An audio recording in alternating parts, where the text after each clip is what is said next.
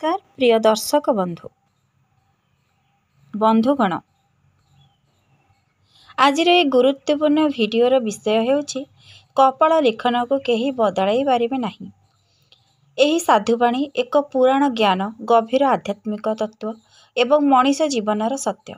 मनीष जन्मरू मृत्यु पर्यंत तांको जीवन जेते घटना घटे केही एहाकू प्रारब्ध केही भाग्य केही कपालर लेखा कहती। किंतु प्रश्न हेउछि एही कपाल लेखा किए लेखନ୍ତି? भाग्य को बदलाई पारिबा कि? कर्म निज जीवन को बदलाई पारे कि? एवं सर्वप्रधान कपाल लेखन को केई बदलाई पारे नाही, एहा काहेकि कहा जाए? आसंतु एही सब को एक गभीर भाव में बुझिबा। कपाल लेखन काहाकु कहा जाए? हिंदू शास्त्र एवं पुराण रे कपाल लेखा कहिले मनीष जीवन रे जो समस्त घटना आसीबो सेगुड़िकर पूर्व निर्णय रूप में बुझा जाए। जेपरिकी केबे जन्म, केउं परिवार रे, केते सुख केते दुख, केउं सुज केउं विपद, केबे मृत्यु, ए सब को प्रारब्ध कर्म कहा जाए। पुराणर मत अनुसार मनीषर पूर्व जन्म कर्म द्वारा भाग्य निर्मित हुए। जेपरिकी एक चाषी जदि बीज पकाई थाए से बीजर फल से बढ़िया किंबा खराब हेउ ताको मिलिबा निश्चिंत होई थाए।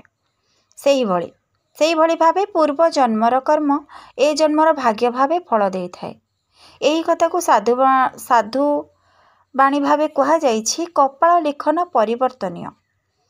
भगवान काहेकि कपाल लेखନ୍ତି? खूब गभीर प्रश्न। भगवान कपाल लेखନ୍ତି किंतु आमर कर्म अनुसार। भगवान केबे अन्याय करते नहीं, से मात्र कर्मर फल को नियम अनुसार निर्देश करती। जेपरिकी अग्नि को छुईले जलिब, जलरे पड़िले भिजिजीव, यह नियम। सेही भली भावे दुष्कर्म कर्म दुख दिए, सत्कर्म सुख दिए। भगवान मात्र नियम रे बांधी रही थांती। कपाल लेखा को केही बदलाई पारिबे नहीं, यार आध्यात्मिक कथा आसंतु जानिबा। प्रारब्ध कर्म आसीबा निश्चिंत। जेउ कर्म पूर्व जन्म रे होई जाइछि तार फल को केही रोकी पारे नहीं। जेपरिकी ऋतु परिवर्तन भाग्य निश्चिंत। शीत आसीबो, ग्रीष्म आसीबो, वर्षा आसीबो, आमे रोकी पारिबा नहीं। भाग्य मध्य सेमिति। भगवान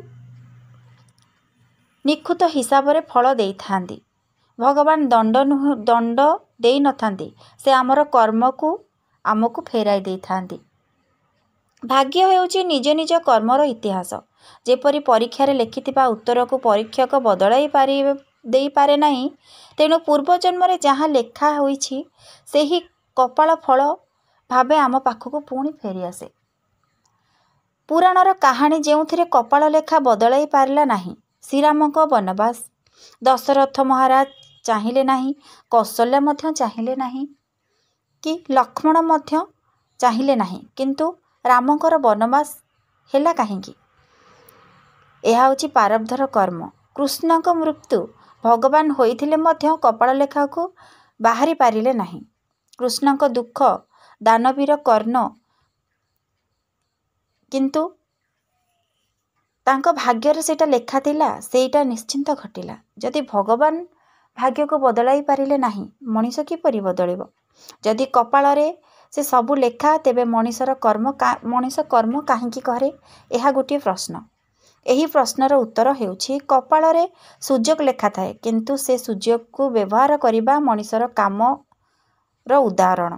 कपाल रे 10टी सुजोग, किंतु व्यवहार 4टी कले, अन्य 6टी हराइले। एही 6टी दुख को मनीष निजे तैयारी करे।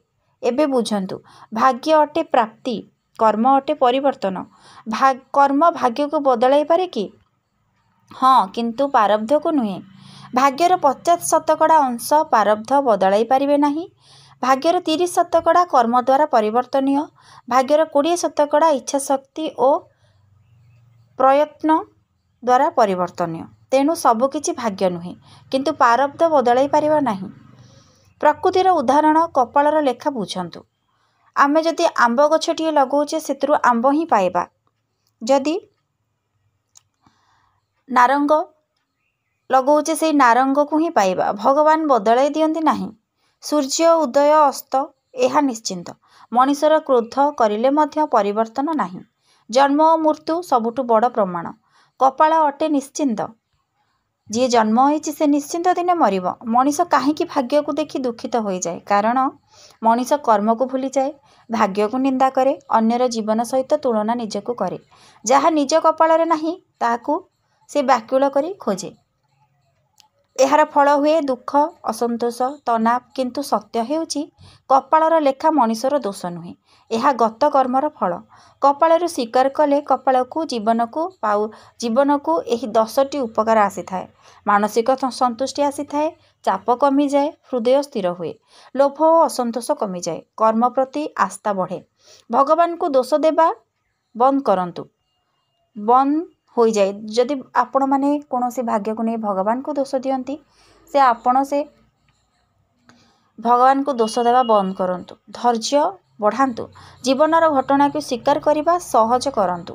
विपदरे शक्ति बढ़ी जाई थाए, आंतरिक शक्ति शांति मध्य मिली थाए। कर्म द्वारा जो भाग्य परिवर्तनीय ताहा हेउछि अभ्यास, शिक्षा, धन, कौशल, संपर्क, सुजोग, मनोभाव, आत्मविश्वास, जीवनशैली। यही सबू कपाल नुहे कर्म रु बदली थाए। तेबे कपाल लेखारे निज दुख को स्वीकार करी किछि करिबा नाही कि नाही, यह भूल बुझिबा। कपालर दुख थाई पारे, किंतु दुख को बहन करिवार शक्ति मनीष कर्म और धैर्य बढ़े। कपाल दुख दिए, कर्म शक्ति दिए। भगवान साहाय्य करती एवं जीवन संपूर्ण हुए। अनेक साधु माने कहते कर्म बिना भाग्य जीवन में आसे नहीं। प्रारब्ध आसी न जाए परिवर्तित करिबा नहीं। भाग्य लेखा कर्मर अदृश्य प्रतिफल। जीवन में जहाँ आसुछि से आवश्यक। मनीष कर्म निज पथ खोलिबा, भाग्य गंतव्य निर्णय करे। यही सत्य को जानिले जीवन को किपरि बदलाई पारिबे। जहाँ हेउछि स्वीकार करंतु, भल कर्म करंतु, धैर्य धरंतु, अन्यक सहित तुलना करंतु नहीं, भगवान रे भरोसा करंतु, कर्म रे विश्वास करंतु, निज जीवन को बुझंतु। गत कर्म को बदलाइबा पाई पारिबे नहीं। भविष्यत कर्म नुआ भाग्य तैयारी करे। शांत मन रखंतु। हाँ, कपाल लेखा को केही बदलाई पारिबे नहीं, किंतु कर्म भविष्यतर कपाल को लेखा बदलाई दे थाए। भाग्य अटे आमर गत कर्मर फल, कर्म अटे आमर भविष्यतर भाग्यर फल। एही दुईटी समन्वय रखंतु, जीवनर सबुठु बड़ तत्व। एही कारणरू साधु माने कहंती कपाल लेखा को बदलाई पारिबे नहीं, किंतु भविष्यत कपाल को कर्म द्वारा नुआ भावे आपण लेखि पारिबे। मैं आशा करुछि आपण मानको ए भिडियोटी निहाती भल लागिथिबो। जदि भल लागिछि लाइक शेयर सब्सक्राइब निश्चिंत करंतु। रहिली जय जगन्नाथ।